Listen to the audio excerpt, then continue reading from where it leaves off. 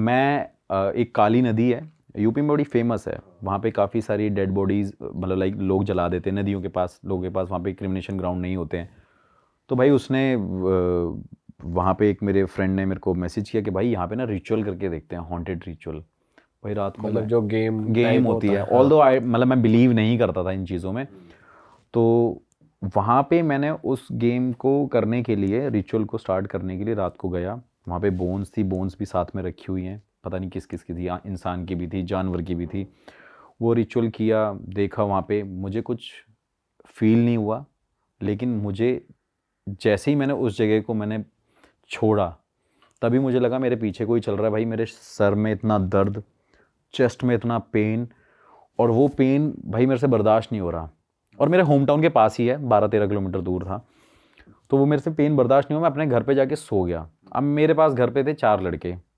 तो एक मेरा कैमरामैन था, एक भाई मैं अपना शेफ़ लेके गया था, क्योंकि मेरे घर में कोई रहता नहीं, ऑल्दो मेरा खुद का घर हॉन्टेड है वैसे तो, वो बहुत बड़ा कोठी सी है, तो वहाँ पे कोई रहता नहीं है। तो वो वहाँ पे था। एक मेरे गांव का लोकल बंदा था। रात को भाई हम सो रहे, जैसे ही मतलब लाइक गांव में हमारी खाटे, जो हम खाटों पे सोते हैं, तो खाटे थी भाई, 2 बंदे रूम में सो रहे थे, 2 बंदे बाहर सो रहे थे। तो मैं फ़ोन चला रहा था, मेरे एक फ्रेंड का फ़ोन आ रखा था यूएस से, मैं उससे वीडियो कॉल पे बातें कर रहा था, शूट करने के 3 बजे के अराउंड। तो भाई जैसे ही मैं वहाँ पे शूट कर रहा था, तो नहीं, जैसे ही मैं उससे बात कर रहा था वीडियो कॉल पे, तो उसी टाइम पे मेरा कैमरामैन मेरे को कह रहा कि सर कुछ आवाज़ आ रही है आपको? मैंने कहा नहीं। फिर मैंने सुना, मैंने हाँ कुछ आवाज़ आई जा रही है। मैंने एकदम अपने फ्रेंड का फ़ोन काटा, मैंने तू फ़ोन काट भाई, मैं 1 मिनट देखता हूँ, कुछ आवाज़ आई जा रही है। और मेरा घर भी ऐसा है बिल्कुल कोने में है, मतलब उसके बाद सिर्फ हमारे फार्म्स हैं। क्या आवाज़ आ रही थी? मतलब जैसे कोई ऐसे नहीं, आप मतलब आपको कोई ना कोई नॉक कर रहा है। तो मुझे लगा हो सकता है मेरी विंडो, शायद कोई विंडो खुली रह गई हो, कुछ इस वजह से आवाज़ आ रही हो। रैंडम आवाज़। हाँ रैंडम आवाज़ हो। फिर उसके बाद उसने दोबारा बोला कि आवाज़ आ रही है। मैंने कहा यार चल एक बार देखते हैं। तो भाई जैसे ही मैंने अपनी खटिया छोड़ी, खटिया छोड़ने के बाद मैं गया विंडोज़ को सारी चेक करने, अपने पूरे घर में घूमा।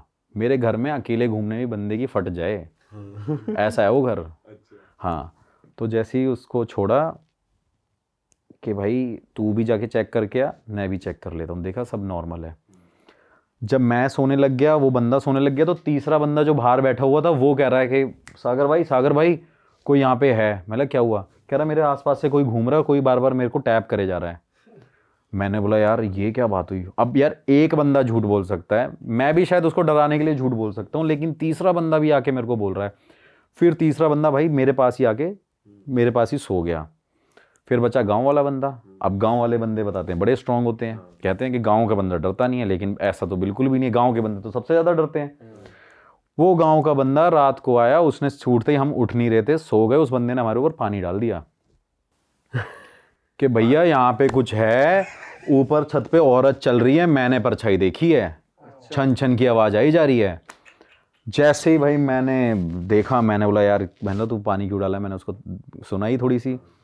उसके बाद उसने मेरे को बोला कि नहीं भाई आप देखो एक बार चल के। भाई ऐसे भी तो उठा सकता था भाई। अरे भाई हम उठ नहीं रहे होंगे ना, क्योंकि टायर्ड हो गए थे, शूट करके आए थे, वो करके आए थे, रिचुअल करके आए थे हॉन्टेड जगह से। भाई रिचुअल के बारे में भी बताना इसके बाद कि क्या था। गांव वालों को ये नहीं पता होता ना भाई कैसे कैसे किसको ट्रीट करना है। गांव वाला बंदा तो अपने तरीके से सोचता है, नहीं उठ रहा ये ले मग्गा। अब कई गांव के बंदे ऐसे भी बुलाते हैं भाई, नहीं सामने वाला सुन रहा, पीछे से पत्थर फेंक देते हैं, हाँ भाई सुन ले आवाज मार रहे थे। तो वो बंदे ने थोड़ा सा ऐसे पानी लेके पानी फेंक दिया। अब भाई पूरे घर में ढूंढा, कुछ नहीं हो रहा। उस टाइम पे मेरे साथ क्या हुआ कि उस गांव वाले बंदे ने मेरे को बोला कि हमारे गांव में ये माना जाता है कि अगर आपके घर के आसपास चुड़ैल है और घूम रही है। उसने क्या किया, हमारी सारी स्लीपर्स ली और सारी उल्टी करके रख दी। मैंने इसका मतलब क्या है? तब मैं ये इन्वेस्टिगेशन करता था। कह रहा इससे कहा जाता है कि भाई जब चप्पलें उल्टी कर देते तो कोई नेगेटिविटी आसपास नहीं घूमती। मैंने कहा ये तो बड़ा अलग लॉजिक है यार। मैंने कहा चल करके देख ले। उसने भाई करके देखा। भाई वैसे तो उल्टा कहा जाता है कि भाई चप्पल उल्टी नहीं सीधी कर दिया करो जब भी उल्टी होती है। ये नॉर्मली घर पे कहा जाता है। वो अपशगुन कहा जाता है अक्सर कि अगर उल्टी चप्पल है तो वो अपशगुन है। वो अपशगुन हो जाता है। लेकिन भाई वो अपशगुन को उसने और ज़्यादा कर दिया। तो उसने चारों की चप्पलें उल्टी कर दी है। तो भाई जैसे उसने वो किया, थोड़ी देर बाद हम सो गए। लेकिन सोने के बाद मुझे रात को सपना आया, मेरा कैमरामैन भी जानता है मेरे को, मतलब ये 3 चीज़ें एक साथ मेरे साथ हो रही हैं कि मैं रात को सोया हूँ, मैंने उसी टाइम पे एक सपना देखा है कि एक लेडी है जो मेरा पैर पकड़ के मुझे खींच के ले जा रही है, और जैसे ही मैं उस टाइम पे उठा हूँ 4 बजे, मेरी बॉडी में पेन हो रहा है, मेरे पैरों में भी पेन हो रहा है, तो मुझे लगा बुरा सपना होगा भाई। तो जैसे ही उस सपने को देखने के बाद वो मॉर्निंग पूरी होती है, हम उठते हैं, मैं ट्यूबवेल पे नहाने जाता हूँ। ट्यूबवेल पे जब नहाने पहुँचता हूँ तो मेरा कैमरामैन बोलता है भाई आपके पैरों में, आपके काफ के पास फिंगर के प्रिंट कैसे हैं। मैं भाई क्या बात ऐसे कर रहे देखता हो? हूँ भाई कि मतलब ये चीज़ ना, कुछ ऐसी चीज़ें जो मैं भूल जाता हूँ, या कुछ ऐसा हो जाता है और ना ही मैं बता सकता हूँ, क्योंकि भाई मैं बताऊंगा बंदा बोल दे भाई झूठ बोल रहा है। भाई फिंगर के प्रिंट्स मेरी काफ पे थे, और 5 दिन तो मैं गांव में था। ऐसा भी कोई नहीं कह सकता भाई कि कोई लड़की ने पैर मार हाथ मार दिया हो किसी लड़की ने टांगे पकड़ ली हो मेरी। तो भाई मैंने देखा, मैंने लगा क्या यार ये हुआ क्या है। फिर अगले दिन सुबह सुबह गांव वाले से पूछा, उन्होंने बोला ये जो तेरे घर के साथ में इतना बड़ा पेड़ है ना, इस पे चुड़ैल घूमती है, यहाँ पे एक औरत ने सुसाइड कर लिया था गांव में, अपने आप को लटका लिया था। तो मैंने बोला यार आपने आज तक बात नहीं बताई है। फिर वो कहते हैं यार ये तो सबको पता है, हमें लगा तुझे पता होगी। तो मेरा उसकी जो डालियाँ हैं वो मेरे छत के ऊपर आती हैं, तो मुझे लगा हो सकता है भाई ये ऐसी चीज़ें हो। और वो पेड़ का, पीपल का पेड़ है ऐसा? भाई वो नीम का पेड़ है, और वहाँ पे भी मतलब वहाँ पे भी कुछ ना कुछ लोग पूजा वूजा करके रखते हैं। मुझे नहीं पता था ये लोग पूजा क्यों करते हैं, मेरे को लगा होगा भाई यहाँ पे गांव वाले करते होंगे पूजा, लेकिन कोई भी दिवाली होली कुछ भी ऐसी टाइम पे लोग वहाँ पे पूजा करते हैं, सिंदूर लगाते हैं और चूड़ियाँ वूड़ियाँ रखते हैं। तो मुझे लगा, फिर मेरे को उन्होंने बताया कि भाई हम उसको शांत करने के लिए लगाते हैं। मैंने बोला मुझे क्यों नहीं बताया यार, मैं ठीक करता इसको। तो कहते नहीं भैया ये किसी के काबू में नहीं आती है। भाई आप ये भी तो बता रहे थे कि आपकी फैमिली में भी कुछ था। अच्छा हाँ, भाई मतलब उससे पहले मैं थोड़ा जानना चाहता हूँ, रिचुअल में क्या करा था आपने हड्डी वड्डी से? भाई ऐसे हड्डियाँ रख दी थी, लेमन रख दिए थे, सिंदूर रख दिया था, और कुछ मंत्र थे जो मुझे याद नहीं है, संस्कृत में मंत्र थे। उससे बताते हैं कि स्पिरिट आपके आसपास आ जाती है और आपको वो फील कराएगी कि आपके बिल्कुल आसपास है, साथ में, और आपको टच करेगी वो, पर हार्म नहीं करेगी। पर हार्म नहीं करेगी। लेकिन क्या पता भाई कोई कर भी सकती है, कोई कर भी सकती है, ज्यादा लेकिन ताकतवर हाँ, लेकिन भाई मैं हमेशा से यही बोलता हूँ कि स्पिरिचुअली मैं इतना ज़्यादा स्ट्रांग हूँ ना कि मैं इतनी लोकेशंस पे गया हूँ। शुरू में मान सकता हूँ मेरे साथ 1-2 चीज़ें हुई, लेकिन आज तक टचवुड ऐसी चीज़ें मेरे साथ कभी भी नहीं हुई। और मैं किसी के पास जाता भी हूँ तब भी उनको पॉजिटिविटी फील होती है कि भाई ये बंदा बड़ा पॉजिटिव है, ये है वो है। क्योंकि मैं सब टेक्निकली नहीं देखता भाई, टेक्निकली तो सब देख रहे हैं, टेक्निकली सब सारी प्रॉब्लम सॉल्व कर रहे हैं। अब मैं जाऊंगा, कुछ फेक मशीन्स भी हो सकती हैं कि भाई टेक्निकली लोग बता देते हैं आपके घर में भूत है, वीडियोस भी बना लेते हैं, क्योंकि सेंसर के आप पास से हाथ हिला दोगे तो भी भाई सेंसर चलने लग जाता है। हम भाई स्पिरिचुअली बहुत ज़्यादा चीज़ें उस चीज़ को देखते हैं। भाई वो बताओ फैमिली वाला, फैमिली में क्या हो रखा है आपकी? फैमिली में भाई मतलब ऐसा था, मेरी एक मौसी जी थी, अभी उनकी last to last year I think death हुई है। तो बचपन में मेरी मदर और मेरी मौसी, मतलब 2-3 मौसी और मेरी मदर साथ में रहा करते थे। तो क्या होता था भाई कि घर के पास ना सांप घूमा करते थे, स्नेक घूमा करते थे। हाँ भाई, खाना बना रहे हैं तो पुराने ज़माने में भाई, मतलब मैं ये नहीं कहूँगा कि हम बहुत रिच फैमिली से थे, जो मिट्टी के घर बनते हैं ऐसे घर थे, छप्पर जो बने होते थे ऐसे घर थे, ऐसे ही होते हैं गांव में। तो भाई ऐसा घर था, वो कुछ सामान निकालते थे तो वहाँ से सांप निकल जाता था, कभी कपड़े निकालने गए तो वहाँ से सांप निकल जाते थे। मेरी मौसी स्कूल जा रही होती थी मदर के साथ तो सांप आगे पीछे चलने लग जाते थे। तो ये भाई कंटिन्यूसली ना काफ़ी टाइम तक होता रहा। और काटते नहीं थे वैसे? काटते नहीं थे, मतलब जैसे वो पास आ जाते थे तो भाग जाते थे।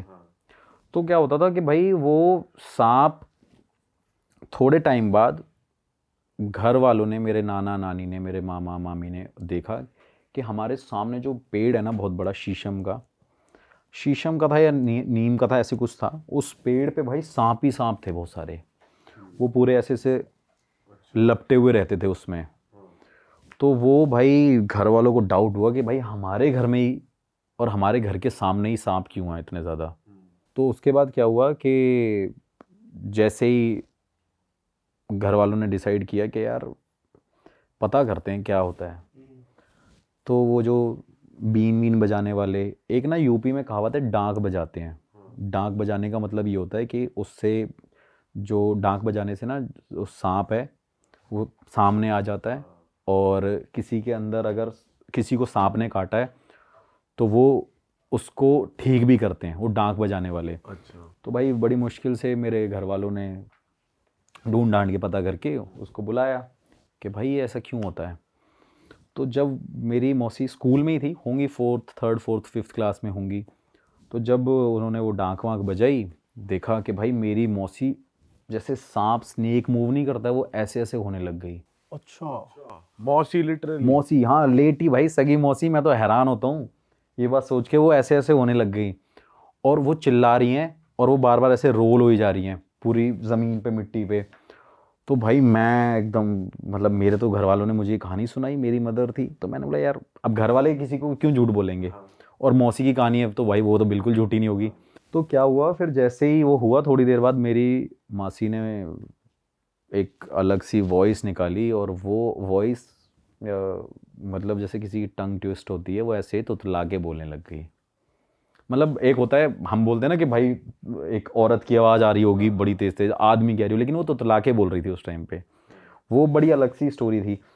तो उन्होंने बोला कि भाई उनसे उसके अंदर वो आत्मा वात्मा आई उसकी, सांप की, जो भी उन्होंने किया प्रोसेस। तो उन्होंने बोला कि भाई तू इनको छोड़ता क्यों नहीं है, इनके पीछे आता क्यों है। फिर वो उसकी बैक स्टोरी बताते हैं कि भाई ये पिछले जन्म में, जो इनका पिछला जन्म था, वो किसी शेड्यूल कास्ट की फैमिली में इन्होंने बर्थ लिया था। तो मेरे मम्मी पापा और मैं जा रहे थे, मतलब ये बात सांप बोल रहा है और मेरी मौसी के मुंह से निकल रही है ये बातें, कि हम जा रहे थे तो इन्होंने खेलते खेलते पत्थर से इन सारे सब लोगों ने उनको, मेरे पापा और मम्मी को मार दिया था, सांपों को। तो कह रहे मैं बदला लेने आया हूँ, मैं बदला लेते रहूँगा। मतलब ये आवाज़ जन्म का बदला पिछले जन्म का बदला लेके रहूँगा। और बताया कि इस बार ये ब्राह्मण फैमिली में इन्होंने बर्थ लिया है, लेकिन ये जीने की हकदार नहीं है। और अगर आप मेरी मौसी को, मतलब अब फ़ोटो तो मेरे पास होगी, तो आप देखोगे ना उनकी आंखें बड़ी डिफरेंट हैं, बहुत डिफरेंट हैं। लेकिन बाकी सबको देखोगे बड़े नॉर्मल है, उनकी आंखों में एक अलग सा स्पार्क है, एकदम आंखें जैसे स्नेक की होती है वैसी हैं। उनका एक पैर भाई पूरा ब्लू रहता है। अच्छा। ब्लू रहता है, हाँ, मतलब ब्लू रहता था थोड़ा थोड़ा। और बदला ले वो क्यों रहा है, क्योंकि उन्होंने इस बार भी जन्म लिया है, उस जन्म में तो उनको मार दिया था सांप ने। अच्छा। हाँ, तभी तो वो इस जन्म में दोबारा आई, मतलब दूसरा जन्म लिया उन्होंने। उसके बाद भाई जब उनसे पूछा कि अब करना क्या है, कैसे ठीक होंगे, तो भाई उसने बताया कि 101 पंडित को खाना खिला के आओ, हरिद्वार जाओ और इसको डुबकी दिला के आओ, तो जाके मैं माफ़ करूँगा। बड़ी मुश्किल से, पहले तो उसने बोला मैं तो मारूँगा, लेकिन फिर उसके बाद भाई मेरे घर वाले इतने समझदार भी कह लो या कुछ भी कह लो कि पहुँच गए, एक खेत बेच दिया, खेत बेचने के बाद 101 लोगों को खाना खिला दिया। क्योंकि भाई पुराने ज़माने में, आज से 80 साल 90 साल पहले खाना खिलाना भी बड़ा मुश्किल होया करता था, घर चल जाए वही बड़ी बात होती थी। तो उन्होंने भाई वो खेत बेचा, उसके बाद वो 101 लोगों को खाना खिला दिया। थोड़े दिन बाद मेरी नानी मौसी को पकड़ के दोबारा पूछने लगी कि तेरी आवाज़ में फिर से क्या हो गया। फिर दोबारा उनको बुलाया, फिर पूछा कि भाई ये क्या हो रहा है। तो भाई जब दोबारा वो आया, उनके अंदर वो स्पिरिट आई, वो कह रही है कि भाई तुम गए तो थे, लेकिन जिस बस में तुम सारे लोग गए थे, फैमिली मेम्बर्स गए थे, मुझे लेके क्यों नहीं गए, मुझे बुलाया क्यों नहीं। ऐसी उसकी आवाज़ थी, और वो बोल रहा मुझे लेके साथ क्यों नहीं गए, अरे तुमने मुझे इनवाइट क्यों नहीं किया, दोबारा जाओ, मुझे बुलाओ, मुझे लेके जाओ और मैं जाऊंगा। और फिर दोबारा 101 लोगों को खाना खिलाओ। भाई ज़मीन बिक गई थी घर की। मतलब मौसी जो है वो नहीं गई थी, तो इस बार वो कह रहा है कि मुझे लेके जाओ, मैं उनमें जाऊंगा। हाँ, क्योंकि वो खाना वाना खिला के आगे, मतलब मौसी तो गई थी, लेकिन एक इनविटेशन होता है ना। अच्छा, वो मतलब सांप मौसी की बॉडी में आके कह रहा है कि तुमने मुझे इनवाइट क्यों नहीं किया, क्यों नहीं किया, कि भाई मुझे लेके क्यों नहीं गए तुम। फिर भाई लेके गए, ज़मीन बेच दी। फिर जाके उसके बाद मौसी थोड़ा सा नॉर्मल हुई, सांप वाप नॉर्मल हुए, पेड़ों से सांप हट गए, सब कुछ हो गया। लेकिन मौसी की आंखें, मौसी का पैर थोड़ा सा ब्लूइश रहता था, और मेरी मौसी चल नहीं पाती थी। जिस जन्म में पिछले जन्म में जिस लेग पे उनके काटा था, उसने बताया भी था, और वही लेग उनका वर्क नहीं करता था ढंग से। तो भाई उनके बच्चे भी नहीं हुए। अरे उनकी लाइफ बड़ी अलग ही निकली, और फिर भी थोड़े टाइम पहले उनकी डेथ भी हो गई। मतलब जीवन में उनको सुख ही नहीं मिल पाया, आप ये कह सकते हैं। बाकी ये भी एक ऐसी भाई एक और इंटरेस्टिंग चीज़ है आपके साथ कि आप इंडिया के बाहर भी होकर आए हो। मतलब इंडिया में तो आपने पूरा कोने कोने नाप ही दिए, आप रशिया में गए हो। भाई मैं चाहता हूँ वहाँ का क्या कॉन्सेप्ट है, ज़रा कुछ बताओ, वहाँ क्या एक्सपीरियंस था? इसका कंसेप्ट ये था और एक मोटिव भी था भाई कि इंडिया के भूतों की प्रॉब्लम तो मैं समझ गया हूँ, आप कह सकते हैं कि कोई घर से परेशान था, किसी को मुक्ति चाहिए थी, किसी की विशेस फुलफिल नहीं हुई थी, ये जो कॉमन रीज़न, किसी की अनटाइमली डेथ किसी हो की गई। अनसर्टेन डेथ हो गई, तो ये आज तक के सारे रीजंस मुझे जो मोस्टली मिले हैं। तो मेरा भाई शुरू से ये था, जब मैंने इस पैरानॉर्मल इन्वेस्टिगेशन को प्रोफेशनली स्टार्ट कर दिया तो मेरे को ये था कि यार इंडिया को रिप्रेजेंट करना है, क्योंकि बाहर की कंट्री के लोगों की ना एक अलग वैल्यू होती है, गवर्नमेंट उन्हें बहुत सपोर्ट करती है, एक तो सपोर्ट नहीं है यहाँ पे।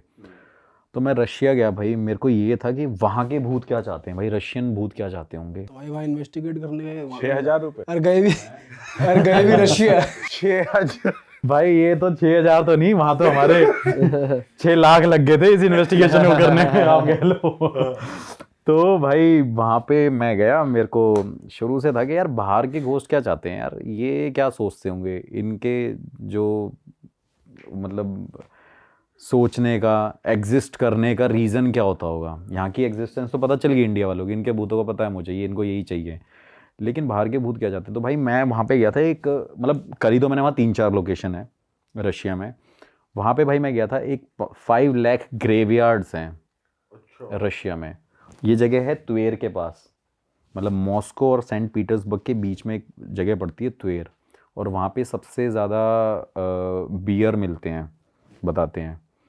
तो उस जगह पे भाई बताते हैं कि रात को कोई उस रोड को भी क्रॉस नहीं करता। अगर आप उस रोड पे जाओगे तो आपको 5 लाख ग्रेवयार्ड बहुत बड़ी चीज़ होती है, बहुत बहुत बड़ा रास्ता है वो।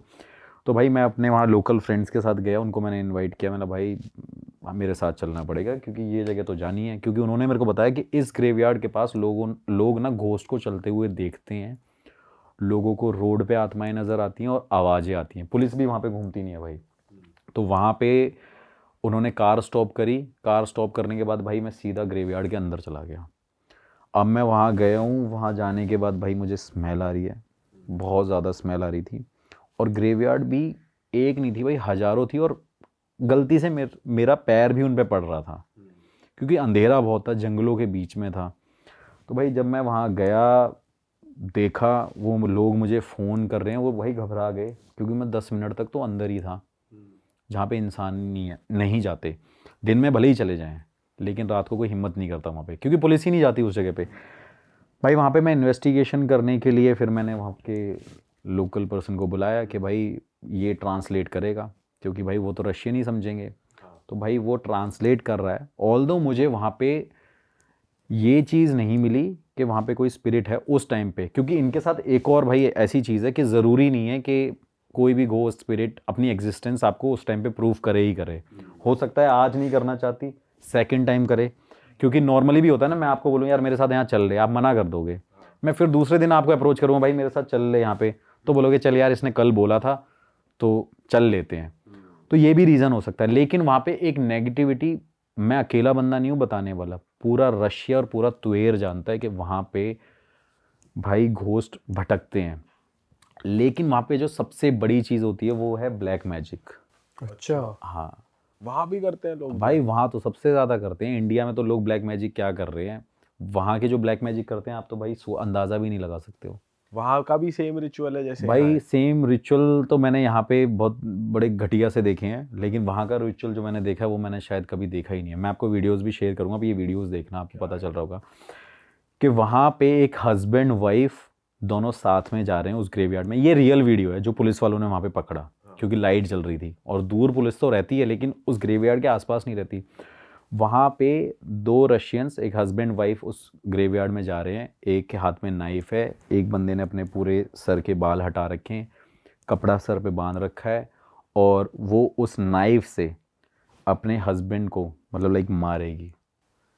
वो नाइफ और चाकू उसमें घुसेड़ देगी, और वो कहते हैं कि जब वो उसकी बलि ले लेगी अपने हस्बैंड की, तब वो जो चाहती है तब उसकी इच्छा वैसे पूरी होगी।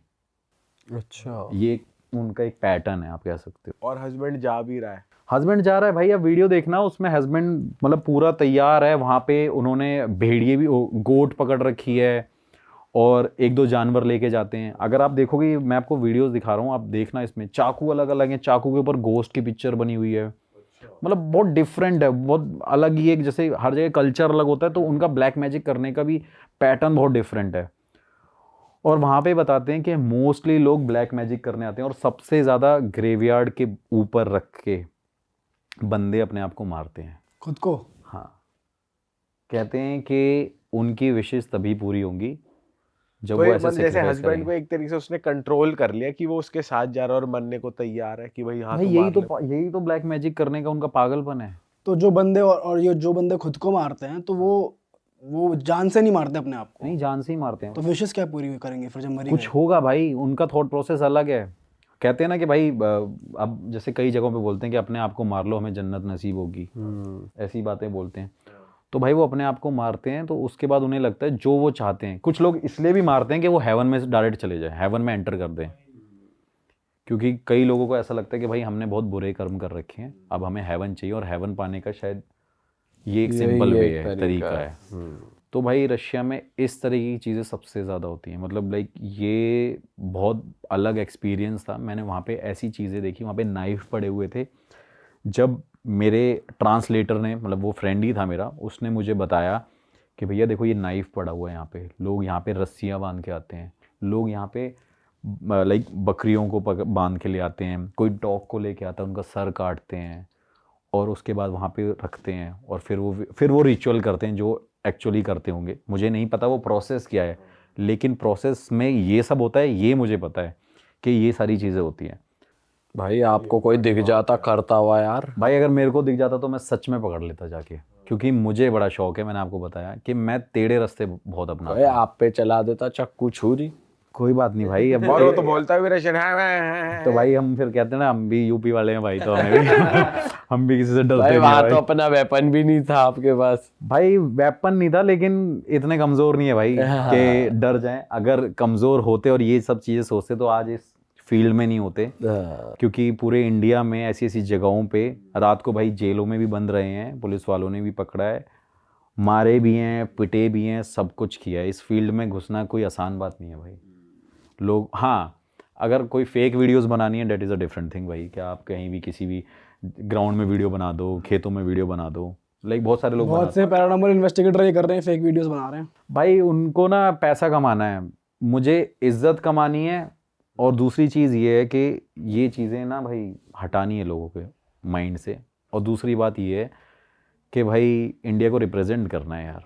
ऑल्दो मेरा भी मन करता है भाई, मैं भी गाने लिख के बैठा हूँ कि मैं भी अपने गाने निकाल लूँ। इतना ठीक ठाक तो दिखते हैं हम भी कि गाने निकाल लें, कभी कुछ कर लें। बहुत सारी चीज़ें पड़ी हुई हैं। मैं दुबई भी रहा, मेरे को था वहाँ पे भी इन्वेस्टिगेशन करूँगा। मैं दुबई सेटल होने के लिए भी गया, लेकिन मैं वापस आ गया। मेरे दिल ने गवाही नहीं दी, मैं अपना पैशन कैसे छोड़ दूँ। और भाई वो कॉन्सेप्ट भी पता चला, जैसे यहाँ के भूतों का तो है कि भाई इच्छा पूरी नहीं हुई या ये नहीं हुई, तो वहाँ के उनका क्या इशू रहता है? उनका भाई मतलब एक्चुअली मैंने इतना डीपली स्टडी नहीं किया, लेकिन वहाँ पे जो मुझे बताया गया वो ये होता है कि भाई वो गोस्ट सबसे ज़्यादा ना अटैक करने के उसमें रहते हैं। बाहर के भूतों में ये है कि वो अटैक ही करना चाहते हैं।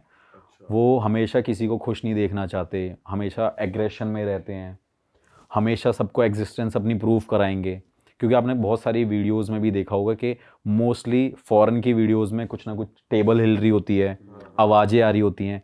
ये चीज़ें इंडिया में नहीं होती इतनी वैसे ज़्यादा। भाई इंडिया में भी होती हैं, मतलब अपनी एग्जिस्टेंस तो प्रूफ कराते हैं ऐसे कर सकते नेगेटिव हैं, लेकिन ऐसा नहीं होता कि भाई सोफा ही हिल गया, टेबल ही हिल गई। आपने देखी होंगी फॉरेन की वीडियोस, उसमें टेबलें हिल जाती हैं। मैं नहीं देखी थी भाई, एक व्हील चेयर थी, उस पर हाँ। कोई बैठा नहीं होता और एक बंदा वीडियो बना रहा है गेट पे से, हाँ, और वो थोड़ी देर में अपने आप उसकी तरफ से चल के आती है और वो फट के उसकी एकदम भाग के जाता है ये वो दूसरी इंडिया में तरफ। ऐसा नहीं है, लेकिन ऐसी वीडियोस मेरे पास एक भी है, मैंने पहले भी शेयर करी हुई हैं। अमेरिका में मेरी एक फ्रेंड रहती थी, वो उसको बड़ा शौक था भाई ये ऐसी ना चीज़ों को मतलब देखने का।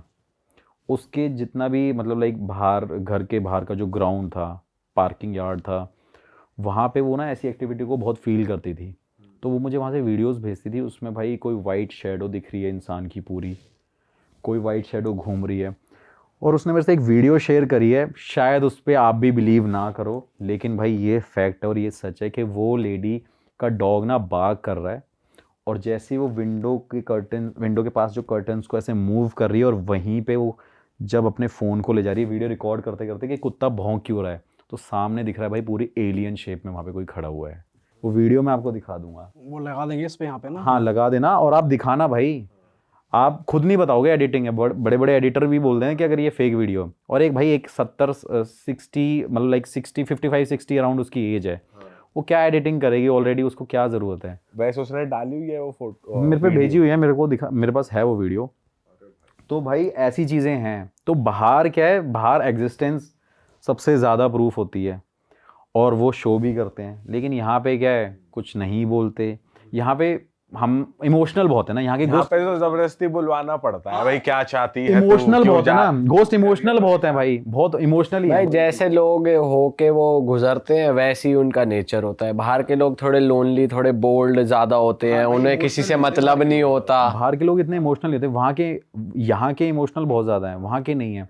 तो बहुत मतलब टू द पॉइंट चीज़ें करते हैं, समझ रहे हो। आंसर देना है तो देना है भाई, देना भी कैसे कि टेबल ही हिला देनी है, ऐसी चीज़ें होती हैं। तो बाहर का कंसेप्ट भाई ये था मेरा जानने का, अभी भी स्टिल गोइंग प्रोसेस है, अभी भी मैं लर्न भी कर रहा हूँ। तो अभी कहाँ जाने की प्लानिंग है? भाई मैं अभी मेरा मतलब लाइक मैं कनाडा जाऊँगा, तो कनाडा में बहुत सारी हॉन्टेड थाईलैंड भी तो बता रहे थे, वहां भी हो क्या रखा? थाईलैंड में भाई हाँ, एक मतलब लाइक वहाँ पे शिप पार्क होते हैं, जो मतलब शिप को क्या बोलते हैं मेरे उसको एग्जैक्ट, डॉक हाँ। तो वहाँ पे मैंने देखा था कि बहुत सारे लोकल लोग थे, वो बताते थे कि यहाँ पे कपल्स उस समुंदर में कूद जाते थे, सुसाइड कर लेते थे। तो बताते हैं कि उस समुंदर के पास, उस डॉक के पास लोगों को कुछ ना कुछ दिखाई देता है और चिल्लाने की आवाज़ आती है, और लोग वहाँ पे भटकते तक नहीं हैं। लेकिन वहाँ पे मैंने ऐसे साइन मुझे मिले थे, उनके एग्जिस्टेंस के मिले थे, बट वहाँ पे हम इंग्लिश में ही क्वेश्चन कर रहे थे, क्योंकि इंग्लिश वहाँ पे थोड़ा सा मतलब बोल लेता है बंदा। लेकिन रशिया में प्रॉब्लम थी, लैंग्वेज बैरियर था, लेकिन थाईलैंड में मुझे आंसर मिले थे। अब मैं वही कह रहा हूँ, वो एक छोटी सी जगह थी, आप सोचो एक समुंदर है, साथ में वो एक डॉक सा बना हुआ है, साथ में शिप खड़े हुए हैं, लेकिन वहाँ रात में कोई जाने की हिम्मत नहीं करता। लोगों को ये लगता है कि वहाँ पे सिर्फ आत्माएं भटक रही हैं, और सबसे ज़्यादा सुसाइडल केस है वहाँ के। और हमेशा भाई जेन्युइन लोकेशन पे गया हूँ, कोई ऐसी जगह नहीं है, हमेशा बताता हूँ। बहुत सारे सेलिब्रिटीज़ भी मेरी वीडियोस देखते हैं, बहुत सारे क्रिकेटर भी मेरी वीडियोस देखते हैं, अप्रिशिएट करते हैं, तो मैं उन लोगों के लिए भी काम कर रहा हूँ भाई। ऐसा नहीं है कि मैं कोई चलता फिरता बंदा बोल रहा है कि अरे भैया वीडियो बना दो, नहीं। बहुत सारे क्रिकेटर हैं, बहुत सारे सेलिब्रिटीज़ हैं। एक साउथ के सेलिब्रिटी है, नाम नहीं बताऊंगा, उन्होंने भी मुझे हैदराबाद बुलाया हुआ था, उनके घर पे भी मैंने इन्वेस्टिगेशन करी है। 4 दिन मैं उनके यहाँ पे रुक के आया था। अच्छा। हाँ, और वहाँ पे मोस्टली सारे सेलिब्रिटीज़ का घर है। उन्होंने 4 दिन, उनके मैनेजर ने मुझे बुलाया था, उन्होंने मेरे को बहुत अच्छा पे भी किया था इस चीज़ का। ही वांट कि मैं उनके घर में 4-5 दिन रुक के दिखाऊं। तो भाई मैं और मेरा एक फ्रेंड वहाँ पे 5 दिन स्टे करके आया। ऑल्दो मैंने इन्वेस्टिगेशन भी करी, लेकिन वो घर वीडियोस नहीं खाली बनाई। था, सिर्फ आप दो पूरा लोग थे? खाली था, बहुत बड़ा मेंशन था वो। क्या दिक्कत थी वो? भाई वहाँ पे उस सेलिब्रिटीज़ के रिलेटिव और उनकी जो वाइफ रुकती हैं, बताते हैं कि उनके रात को घर में आवाज़ें आती हैं और विंडोज़ खुली हुई दिखती हैं नेक्स्ट डे। और ये भी दिखता है कि जब वो रात को डिनर बना रहे होते हैं, एक ये चीज़ बहुत है, क्योंकि डिनर बनाते टाइम बता रहे थे कि मतलब उन्होंने मुझे बताया, मैंने देखा भी, वहाँ एक किचन है, किचन के सामने एक विंडो है, तो वो बताते हैं कि सामने हमें कोई ना कोई हमेशा खड़ा दिखता है। उनके किचन के बिल्कुल जस्ट जो सामने विंडो है, और वहाँ पे कोई ना कोई खड़ा दिखता है। तो भाई मैं 5 दिन वहाँ पे रुक के आया था। घर पूरा लैविश है, सब कुछ अरे भाई बढ़िया। लेविश, लग्जूरियस, कुछ भी कह लो, कोई ऐसी इंडियन चीज़ भी नहीं है उस घर में। और उन्होंने मुझे बुलाया, वो भी किसी अपने अमेरिकन फ्रेंड के थ्रू मुझे कांटेक्ट किया, फिर उनके मैनेजर ने मुझे कांटेक्ट किया, मैं 5 दिन वहाँ पे रुक के आया। और इससे ज़्यादा बड़ी बात नहीं बोलूँगा कि इंडिया में कोई ऐसा सिंगल पर्सन नहीं है जो सेलिब्रिटी को ना जानता हो, बच्चे से बच्चा और बुढ़े से बुढ़ा। पर वो आपने सॉल्व करा क्या सीन? हाँ भाई, वहाँ पे भाई मैं रुका, 5 दिन रुका वहाँ पे, अपने तरीके से जो खुद को चीज़ें आती हैं करनी वो करी, और देखा मुझे कुछ लगा नहीं। तो मुझे लगा कि शायद उनका एक धोखा भी हो सकता है, और जो था वो हटा भी दिया था। तो आपने वो कुछ ट्रीटमेंट था। किया, मतलब वहाँ पे हवन वगैरह मतलब कुछ? नेगेटिविटी तो ऑब्वियसली फील हो रही थी, लेकिन मुझे कुछ दिखा नहीं, क्योंकि मैं इतना स्पिरिचुअली स्ट्रांग हूँ तो मुझे ज़रूरी नहीं है दिखे। अब सीधी सी बात है ना भाई, एक जैसे डॉग है और एक कैट है, तो भाई डॉग अगर कैट को डराएगा तो कैट भागेगी, लेकिन वहीं भाई एक सामने एलिफेंट हो गया, टाइगर हो गया, उसके पास डॉग जाएगा तो वो कैसे डरेगा। तो वही सेम पैटर्न आप मेरे ऊपर अप्लाई कर सकते हो और कह सकते हो कि भाई मेरे को डर नहीं लगा, नेगेटिविटी फील हुई थी। तो आपने वो ठीक कर दी। फिर वहाँ पे उनके लिए मैंने पूजा कराने के लिए यहाँ से 8 पंडित भेजे थे उनके मेंशन में। हाँ, 2 दिन तक उन्होंने कंटिन्यू करी वो पूजा, फिर मैं गया था। फिर वो पूजा कराने के बाद वो घर ठीक हो गया और भाई अच्छे कांटेक्ट भी हैं। तो मतलब आप कैसे रखते हो अपने आप को स्पिरिचुअली बढ़िया? भाई तपस्या भी करते हैं, पूजा भी करते हैं। मैं एक ऐसा बंदा हूँ, आपको बताऊँ कि मैं गोवा में ना पार्टीज़ कर रहा था। अभी थलासा बहुत फेमस है, थलासा मैं कहीं भी जाता हूँ, मैं अपने फ्रेंड के साथ गया हूँ, मेरे अमेरिका और कनाडा से फ्रेंड आ रखे हैं। तो भाई सारे पार्टी कर रहे हैं और मैं हाथ में लेके ऐसे मंत्र पढ़ रहा हूँ। आप सोच सकते हो मैं क्लब के अंदर मंत्र पढ़ रहा हूँ आंख बंद करके। तो मैं मतलब कोशिश करता हूँ कि अपने आप को स्पिरिचुअली स्ट्रॉन्ग करता रहूँ। अब कई जगह ऐसी भी हैं, मतलब घर वाले भी बोलते हैं भाई रात को सोया क्यों नहीं, तो रात को वो भी करते हैं, क्योंकि भाई मुझे भी तो सेफ्टी अपनी लेनी बहुत पड़ेगी, जरूरी है भाई, ज़रूरी बहुत है, क्योंकि भाई बहुत ऐसी चीज़ों से डील किया है। ऐसी बहुत स्टोरीज़ हैं यार, मतलब अगर आप रियल एक्सपीरियंस कहो तो बहुत सारे हैं, और किया है भाई एक्सपीरियंस बहुत। भाई हो सकता है कि ये एक पॉडकास्ट कम पड़ जाए आपके एक्सपीरियंस को पढ़ ही गया है। मुझे लग रहा है ये बहुत बड़ा इसीलिए हम podcast ये ऑडियंस को बताने का तरीका भाई पार्ट 2 भी करेंगे हम। करेंगे भाई, बिल्कुल जल्दी तो करते भाई हैं। कमेंट कर दो अगर आपको पार्ट 2 चाहिए तो फिर हम पार्ट 2 पक्का शूट करने वाले हैं। और सागर भाई से कहते हैं भाई बहुत बहुत शुक्रिया, आप आए, अपना टाइम निकाला और अपने स्टोरीज और अपने एक्सपीरियंस शेयर किया हमारे साथ। थैंक यू भाई, भाइयों ने बुलाया। अरे नहीं भाई, हमें तो बुलाना और ही था। मुझे ये लगता है कि ऐसे प्लेटफॉर्म पे मैं शायद सच ज़्यादा बोल पाता हूँ। इवन अपने चैनल पे भी सच नहीं बता पाता इतना जितना मैं इस ये जगह ऐसी भाई, यहाँ सच ही निकलता है लोग।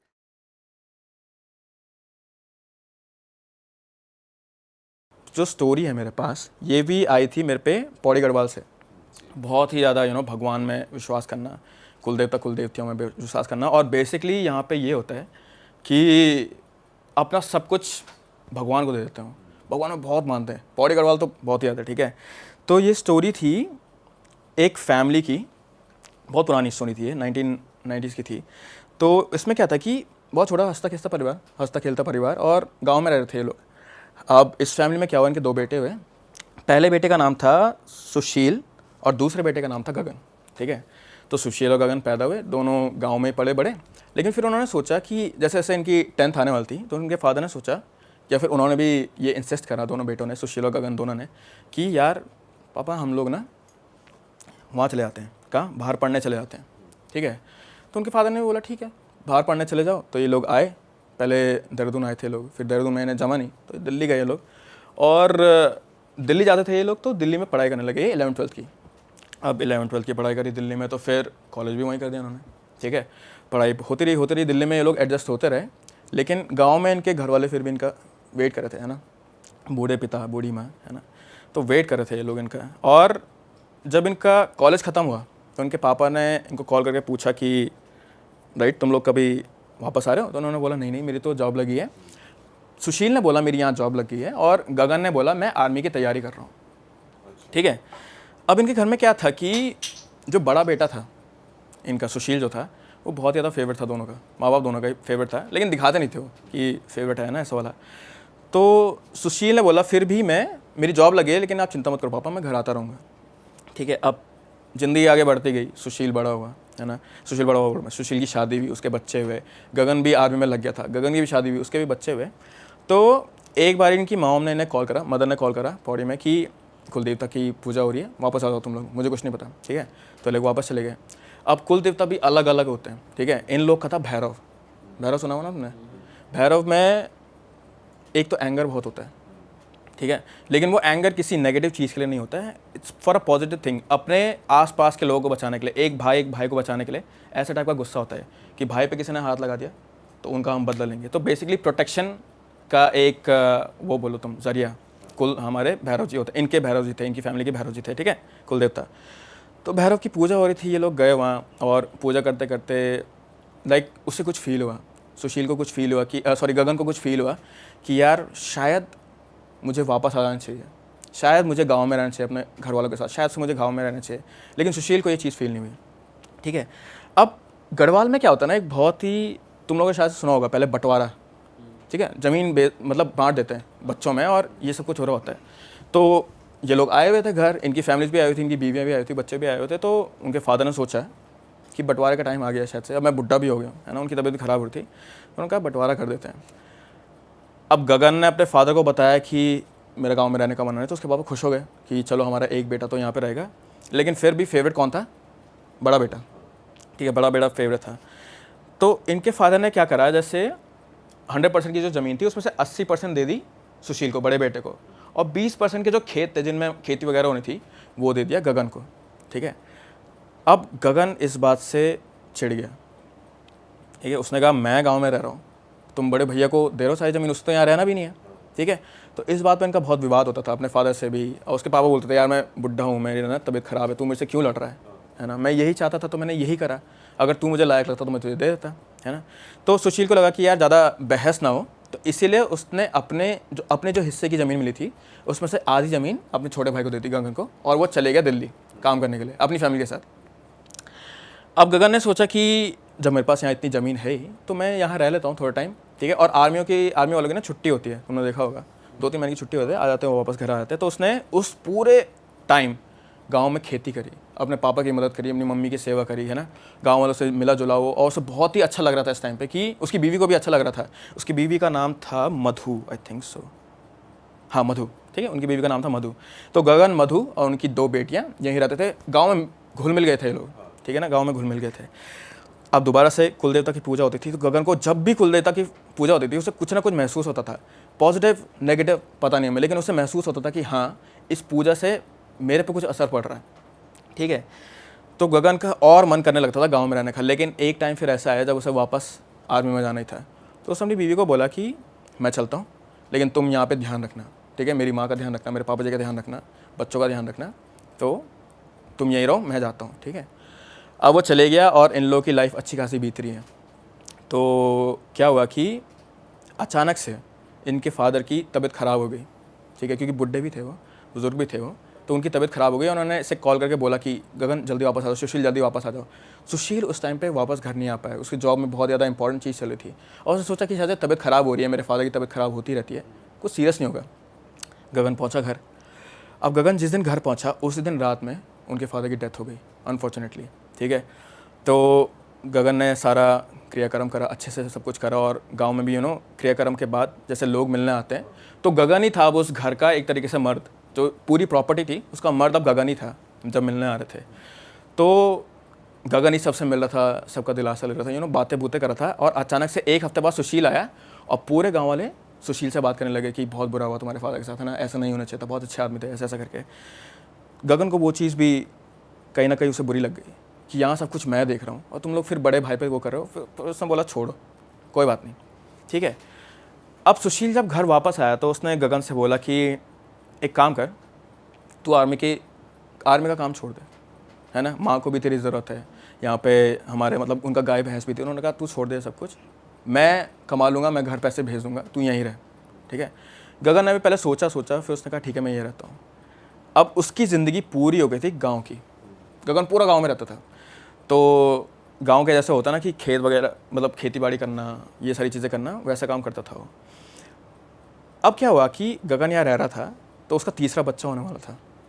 अच्छा। ठीक है, उसकी 2 बेटियाँ पहले से थी, गगन का तीसरा बच्चा पैदा होने वाला था, तो वो खुश था और गाँव के लोग भी बहुत ज़्यादा खुश थे। पहाड़ों की बात एक बहुत ज़्यादा सही ये है कि पहाड़ों में सिर्फ रास्ते होते टेढ़े मेढ़े, वहाँ लोग बहुत ज़्यादा सीधे होते हैं, सब लोग खुश हो रहे हैं, ऐसा लग रहा था उन्हीं का बच्चा पैदा हो रहा है। ठीक है, तो वो लोग खुश थे उनके लिए।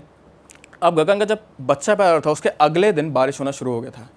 ठीक है, अब बारिश हो रहा था तो सुबह इनकी बीवी और माँ घास के लिए जाती थी, और गगन ने बोला कि मैं काम से आ रहा हूँ, तुम दोनों घास के लिए चले जाओ। लेकिन अनफॉर्चुनेटली उस दिन उसकी मम्मी और बीवी की डेथ हो गई एकदम से। वो लोग टेढ़े मेढ़े रास्ते से आते हैं ना, मतलब पहाड़ में जा रहे थे तो कच्चे रास्ते आते हैं और मिट्टी आ गई, कीचड़ हो गया, तो फिसल के उनकी मौत हो गई। ठीक है, तो फिसल के उनकी मौत हो गई। तो गगन ने बोला, शाम हो गई थी, तो शाम हो गई तो गगन ने बोला कि मेरी बीवी और माँ कहाँ है। तो वो गया वहाँ पे ढूंढने के लिए, पूरे गांव वालों के साथ गया वो। तो गांव वालों में से किसी एक ने उनकी माँ और उनको बोला कि देखो ये खाई से नीचे गिरे हुए हैं। तो वो लोग गए, फटाफट वहाँ पे गए। तो पहली बारी देखने में तो यही लग रहा था कि हाँ ये गिर के मरे हुए हैं, मतलब फिसल के मर गए हैं।